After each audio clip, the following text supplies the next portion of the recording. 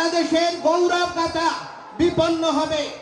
এই রকম কথা বলে মৌলবাদীরা এই অসাম্প্রদায়িক চরিত্রের প্রতিষ্ঠান ইসকনের ভাবমূর্তিকে ক্ষুণ্ণ করার প্রয়াস করছে। কিন্তু এটা শুভ সূচনা নয়, এটা অত্যন্ত দুর্দান্ত এবং অশুভ সূচনা। তার কারণ কি? ইসকন যে আন্দোলন করছে বাংলাদেশ সরকারের বিরুদ্ধে নয়, ইসকন যে আন্দোলন করছে শেখ হাসিনার সরকারকে শক্তিশালী করার জন্য। ইসকন নেতা ও পুণ্ডরিক ধামের অধ্যক্ষ চিন্ময় কৃষ্ণ দাস ব্রহ্মচারী একজন যৌন বিকারগ্রস্ত মানুষ। পুণ্ডরিক ধামের ছেলে শিশুদের তিনি নানাভাবে যৌন নিপীড়ন করেন। সম্প্রতি 21 টেলিভিশনের হাতে এমন কিছু ভিডিও ফুটেজ এসেছে। কিছুদিনের মধ্যে পদ্মমন থাকতে থাকতে উনি আমাকে মেসেজ করতে রাখতো রাতকে হলে, তো আমি যাইতাম, কিন্তু এই বিষয়গুলো আমি কাউকে জানাই। উনি একজন ধামের অধ্যক্ষ, হয়তো অসুস্থ হতে পারে, আমাকে সেজন্য মেসেজ রাখতো, আমি করতে যাইতাম। তো চিন্ময় প্রভু আমাকে ভিডিওতে দেখা যায় এসব শিক্ষার্থীকে বিভিন্ন সময় নানা ছলে রুমে ডেকে নিয়ে যৌন নিপীড়ন করেন চিন্ময় ব্রহ্মচারী। এরকম করতে করতে অনেকদিন মেসেজ করতাম, হঠাৎ আরেকদিন আমাকে ডেকেছে, বাট আমি যাইনি বিদায় তখন থেকে সে আমার উপর খুব রেগে আছে। হ্যাঁ, চিন্ময় প্রভু আমার খুব রেগে আছে, আমি কেন যাচ্ছি না। এর মধ্যেই দেখি অনেক ধরনের সমস্যা, এই যে গুরুকুলের বাচ্চাদের উপর যে নির্যাতনগুলো হচ্ছে, হ্যাঁ, জঘন্যতম অপরাধ। কিন্তু এগুলো সমস্যাগুলো, এই যে গুরুকুলের এতগুলো ছেলে, নিউ ছেলে, অনেক ছোট ছোট ছেলে, এদের উপরে যে এত ধরনের নির্যাতনগুলো হচ্ছে, হ্যাঁ, এগুলো ধামের কোনো একটা।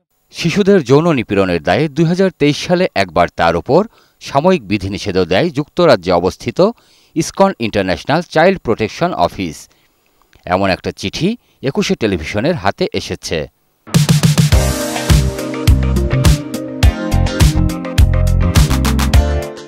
2023 সালের 6 অক্টোবর ইস্যু করা ইসকন ইন্টারন্যাশনাল চাইল্ড প্রোটেকশন অফিসের ওই চিঠিতে শিশু নিপীড়নের অপরাধে তার উপর সাময়িক বিধিনিষেধের পাশাপাশি কিছু সময়ের জন্য কীর্তন করতেও বিধিনিষেধ আরোপ করা হয়।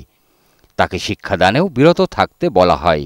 ইসকন ও চিন্ময় ব্রহ্মচারীর অনৈতিক ও সন্ত্রাসী কর্মকাণ্ড নিয়ে সম্প্রতি 21 টেলিভিশন বেশ কয়েকটি প্রতিবেদন প্রকাশ করে। এর ফলে ক্ষিপ্ত হন চিন্ময় ব্রহ্মচারী। 21 টেলিভিশনকে হলুদ মিডিয়া বলে অভিহিত করেন তিনি। আবার 21 টেলিভিশনের মতো কিছু দালাল মিডিয়া, হলুদ মিডিয়া, আমাদের বিভিন্ন ছবি ভিডিওকে সুপার এডিট করে আওয়ামী লীগের দোষর হিসেবে উপস্থাপনের চেষ্টা করছে। ইসকনের বিরুদ্ধে আমার দেশ সম্পাদক মাহমুদুর রহমান সোচ্চার। তিনি ইসকনের দেশবিরোধী তৎপরতা নিয়ে বিভিন্ন বক্তব্য দেন। সাহস হয় কি করে ইসকনের মতো একটা সাম্প্রদায়িক এবং রয়ের একটা সংগঠন চট্টগ্রামে এত বড় সভা করে? সাহস কি করে হয় ইসকনের?